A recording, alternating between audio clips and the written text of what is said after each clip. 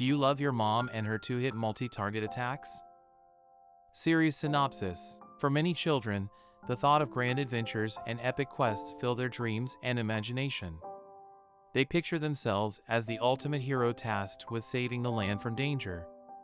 The exact details of these daydreams vary from person to person, but most, if any, involve their mother joining them on their journey.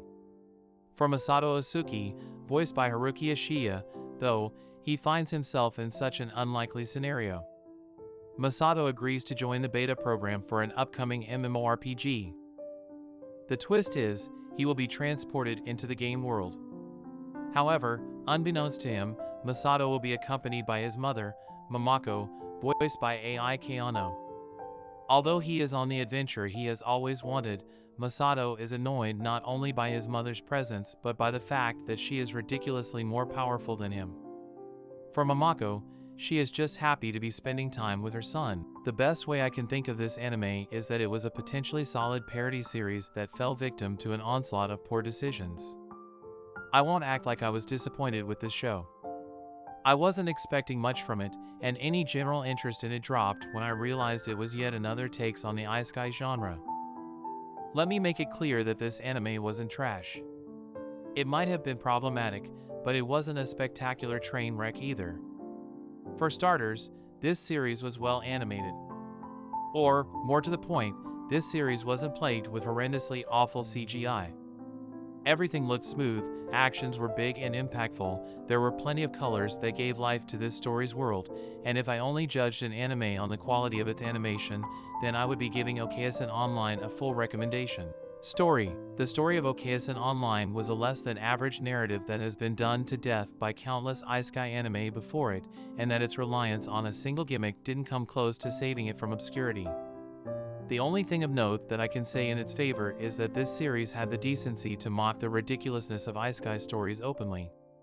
Okaisen Online never let you forget that its world was that of a video game and that all the player characters were there voluntarily and were mostly around to bug test gameplay before the future release. Characters. As for this show's characters, I can be a bit more positive. Of the main adventuring group, I did like Wise and Medi, voiced respectively by Sayumi Suzushiro and Lin.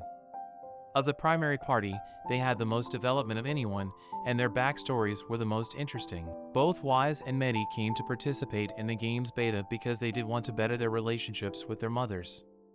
But like Momoko, Wise and Medi's mothers became ridiculously overpowered, and the problems that strained their relationships with their daughters in the real world exploded into real crises. For Wise, her mother felt lingering regret about becoming a mom. To her, Wise was nothing more than a hindrance that prevented her from doing all the things she once did freely. When in the game, Wise's mother quickly abandoned the original goal when she realized she had the power to do whatever she wanted. For Medi, her mother was over-controlling. If Medi was anything less than number one, then Medi's mother considered her an unacceptable failure.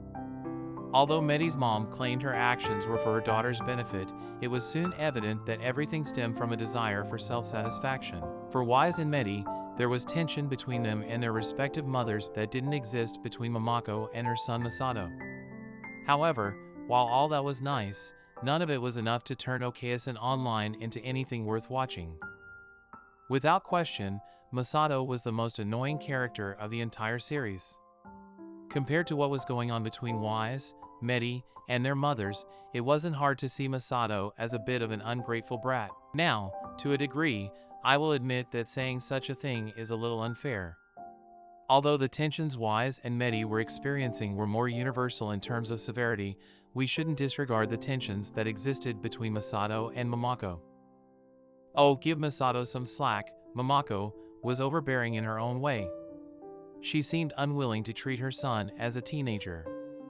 Looking through Masato's perspective, it would be troublesome to have a mother who always wanted to push her way into business that wasn't hers. Momoko might have been loving, caring, and supportive of her son, but rarely allowed him some much-needed independence. Does that excuse Masato's harshness towards his mother? Not at all, but it does put it in context. However, when Masato never got it through his head that he was a colossal dick to his mother, that became a problem. No matter how many times Masato realized how badly his actions and words affected his mother, he would forget his realizations by the next episode and say something equally hurtful. Imagine the typical anime fanservice scenarios. Accidental groping, tight/revealing clothing, characters awkwardly falling on top of each other, unabashed affection. Yeah, think of all that, and put in place a boy and his mother. You catch my drift, don't you? Once I realized that was the type of show OKSN Online was going to be, there was no saving it. Overall, this series did have good animation. There were a few decent characters. The satirical nature this story had towards the isekai genre wasn't outstanding, but it was appreciated. There were problems with the overall execution, so it can't be said this was the worst anime of 2019.